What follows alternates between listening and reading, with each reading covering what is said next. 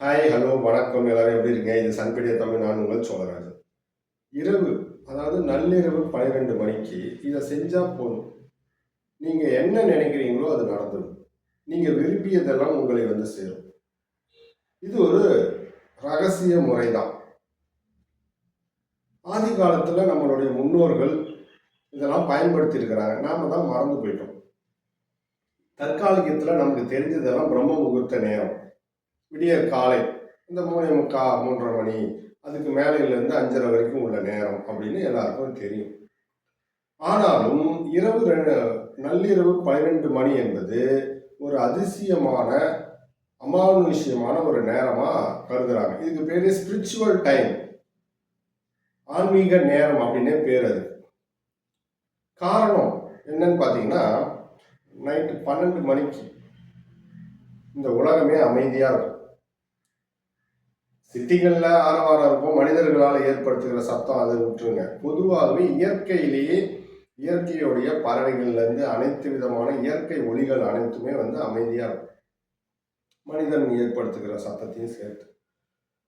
இப்போ இந்த நேரத்தில் நாம் வந்து செய்யக்கூடிய யாகங்கள், தவங்கள், மந்திர பாராயணங்கள், இது எல்லாமே பன்மடங்காக நமக்கு வந்து சிந்தாமல் சிதறாமல் பயனை தரக்கூடியது. நம்ம முன்னோர்கள் வந்து பார்த்திங்கன்னா ஆலய வழிபாடுகளில் நள்ளிரவு பூஜை, பௌர்ணமி, அமாவாசை காலங்களில் நடத்தியிருப்பாங்க. அது வந்து நமக்கு தெரியும். நள்ளிரவில் சிறப்பான ஒரு யாகம், பூஜைகள்லாம் நடத்தும் போது அதுக்கு ஒரு தனி சக்தியே எக்ஸ்ட்ராவாக கிடைக்கும். பொதுவாகவே இந்த அமைதியான நேரத்தில் நாம் வந்து மந்திர பாராயணமோ அல்லது நேர்மறையான அஃபிர்மேஷனை நம்ம வந்து பாராயணம் செய்யும் போது நமக்கு வந்து அது விரைவாக கைகூடும். நினைத்த விஷயங்கள் நம்மளை வந்து சேரும். அதற்காக தான் இந்த இரவு 12 மணி என்பது ஒரு அமானுஷ்ய நேரம் மட்டுமல்ல, ஒரு சக்தி வாய்ந்த நேரமும் கூட. நாம வந்து அந்த நேரத்தில் இரவு 12 மணிக்கு எந்த நாளாக இருந்தாலும் பரவாயில்ல, அது வந்து அஷ்டமி, நவமி, தேய்பிறை, பஞ்சமி, இதெல்லாம் எந்த நமக்கான காரணமும் தேவை. எந்த நாளாக இருந்தாலும் இரவு 12 மணிக்கு ஒரு அமைதியான இடத்துல ஒரு தீபத்தை ஏற்றி வச்சு அந்த இடத்துல ஒரு சின்ன ஒளியை நம்ம வந்து உருவாக்குறோம். அதுதான் அந்த தீபம். கூடவே ஒரு ஊதுவத்தி, ஒரு நல்ல சூழலை ஏற்படுத்துறதுக்கு தான். அந்த வாசனை என்பது நல்ல ஒரு சூழலை ஏற்படுத்தும். அதற்காக அமைதியான இடமாக எந்த திசையை நோக்கியும் அமர்ந்து யாருடைய இடையூறும் குரல்களும் கேட்காத அளவுக்கு வச்சுக்கிட்டு அந்த இரவு 12 மணி வாக்கில் உங்களுக்கான நடக்க போகிற விஷயம் எதுவோ அந்த இலக்கை மனதிலே கற்பனை செஞ்சு அந்த இலக்கு நடந்ததாக நினைத்து அதற்கு பிரபஞ்சத்துக்கு நன்றி சொல்வதாக நீங்கள் உங்களுடைய நேர்மறை வாக்கியத்தை அமைக்கணும். மந்திர ஜபம் என்பதும் நேர்மறையான வார்த்தை என்பதும் ஒன்றுதான்.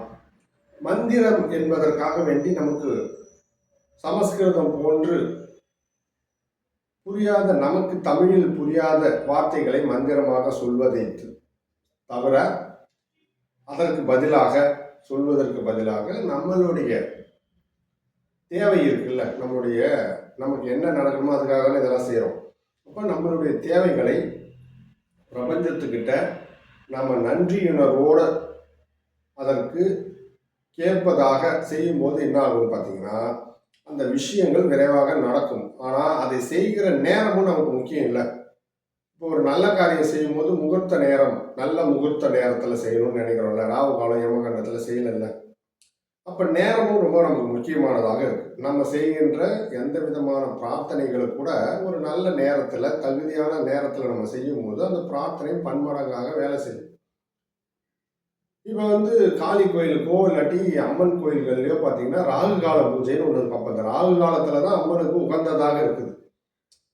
அம்மனை தரிசனம் செய்வதும் அம்மன் பூஜைகளையும் ராகு காலத்தில் செய்யும்போது பல மடங்காக நமக்கு வெற்றியை தருது. அதுவே பார்த்தீங்கன்னா மற்ற ஆலயங்களில் அந்த ராகு காலத்தை விட்டு மற்ற நல்ல நேரங்களில் தான் செய்வாங்க. இப்படி ஒவ்வொரு தெய்வங்களுக்கும், இப்போ கால பைரவருக்கு அஷ்டமி திதியாக இருக்குது, வாராகிக்கு பஞ்சமியாக இருக்குது, இப்படி விநாயகருக்கு சதுர்த்தியாக இருக்குது. இப்படி ஒவ்வொரு திதிகள் கிழமைகள், நேரங்கள், நட்சத்திரங்கள்லாம் ஒவ்வொரு தெய்வங்களுக்கு உகந்ததாக முன்னோர்கள் அது வரையறுத்து கொடுத்துருக்குறாங்க. அது காரணங்கள் இருக்கு எல்லாத்துக்கும். அது போலதான் இந்த இரவு 12 மணிக்கு நாம நம்மளுடைய நடக்க வேண்டிய விஷயத்தை மனதிலே ஒரு காட்சியாக ஏற்படுத்தி அந்த விஷயத்தை சுருக்கமாக ஒரு வரியாக நன்றியுணர்வோடு அந்த வாக்கியத்தை நாம மீண்டும் மீண்டும் உருவேற்றணும். இதுதான் விஷயம். இப்போ உங்களுக்கு திருமணம் நடக்காமல் இருக்கு ரொம்ப காலம் அப்படின்னு வச்சுக்கோங்களேன். நீங்க என்ன பண்ணணும்னா, நீங்களே இதுக்கான மந்திர வாக்கியத்தை, அதாவது நேர்மறை அஃபர்மேஷன் வாக்கியத்தை நீங்களே உருவாக்கணும்.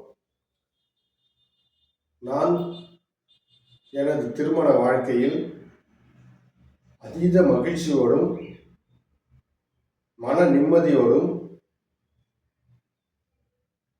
ரொம்பவே சந்தோஷமாக வாழ்ந்து கொண்டிருக்கிறேன் அப்படின்னு சொல்லி ஒரு நேர்மறை வாக்கியத்தை சொல்லி, அதற்கு உனக்கு நன்றி இறைவா, அதற்கு உனக்கு நன்றி பிரபஞ்சமே, இல்லை நமக்கு பிடிச்ச இஷ்ட தெய்வத்தோட பெயர், இப்படி எதையாவது ஒன்று நம்மளுடைய விஷயங்களை நிறைவேறியதாக சொல்லி, கூடவே அதற்கு நன்றியாக நன்றி இறைவா, நன்றி பிரபஞ்சமே என்ற வார்த்தையை சேர்த்து சொல்லும்போது மிக மிக வேகமாக உங்களுடைய விஷயங்கள் நடந்து முடிஞ்சிடும். அது மட்டும் கிடையாது, இந்த நேரத்தில் சொல்லும்போது அதற்கான பலன் ரொம்பவே அதிகமாக இருக்கும். பிரம்ம முகூர்த்த நேரத்தில் சொல்வதும் பலனை தரும் தான்.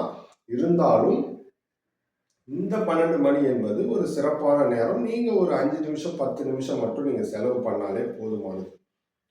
நீங்கள் சொல்லுகின்ற இந்த வாக்கியங்கள் ஒரு 21 முறை குறையாமல் நீங்கள் மனதின் கண் அந்த உங்கள் விஷயம் நடப்பதாக காட்சிப்படுத்தி 21 முறை நீங்கள் ரிப்பீட்டேஷன் பண்ணணும். மீண்டும் மீண்டும் அதை மந்திரமாக உபாசனை செய்யணும். இதுதான விஷயம். செஞ்சுட்டு நீங்கள் உங்களுடைய அடுத்த வேலைகள்லாம் தூங்க போகிற வேலையை நீங்கள் தாராளமாக செஞ்சிடலாம். அப்போ 12 மணி வரைக்கும் முழிச்சிட்டு இருக்கணுமா அப்படின்னா, உங்களால் முடிந்தால் முழிச்சிட்டு இருக்கலாம். அப்படி இல்லைன்னா நீங்கள் கொஞ்சம் முன்னாடியே தூங்கிட்டு ஒரு 11:45க்கு அலாரம் வச்சு எழுந்து 12 மணிக்கு இதை செய்வது சிறப்பானது. இது ரொம்ப நாள் செய்ய தேவையில்லை. ஒரு 21 நாள் செஞ்சாலே போதுமானது. அதனால் அதிகப்படியாக தேவையில்லை. 21 நாள் நீங்கள் நம்பிக்கையோடு செய்யும்போது கண்டிப்பாக அதனுடைய வேலைகள் ஆரம்பமாகி விரைவாக நீங்கள் கேட்ட அந்த விஷயங்கள் பிரபஞ்சத்துக்கிட்ட விரைவாக நடந்துடும். கேட்கும்போது ரொம்ப முக்கியம், நன்றியோடு கேட்கணும். நடத்தி கொடுத்ததுக்கு நன்றி இறைவா, நடந்து கொண்டு இருப்பதற்கு நன்றி இறைவா, பிடிச்ச கல்லூரியில் சேரணுமா, பிடிச்ச வாழ்க்கை துணை வேணுமா, பிடிச்ச வேலை வேணுமா, எது வேணும்னாலும் அந்த வேலையில் நீங்கள் இருப்பதாக, அந்த அந்த செயலிலே நீங்கள் உட்பட்டு இருப்பதாக, அது நடந்துக்கிட்டு இருப்பதற்கு நன்றியாக நீங்கள் பிரபஞ்சத்திட்ட சொல்லணும். இதுதாங்க விஷயம். இப்படி அந்த வாக்கியம் உங்களுக்கு நேர்மறை வாக்கியமாக நீங்களே உருவாக்கிக்கணும். அவ்வளோதான் விஷயம். இதை தான் சொல்லணும், அதை தான் சொல்லணும்லாம் கிடையாது. உங்களுக்கு என்ன தேவை இருக்கோ அந்த தேவை நடந்ததாக அந்த வாக்கியத்தை உருவாக்கி கூடவே அதுக்கு பிரபஞ்சத்துக்கு நன்றியான வார்த்தையை சேர்த்துக்கணும். அவ்வளோதாங்க விஷயம். இப்போ நான் சொன்ன விஷயம் உதாரணம், அவ்வளோதான்.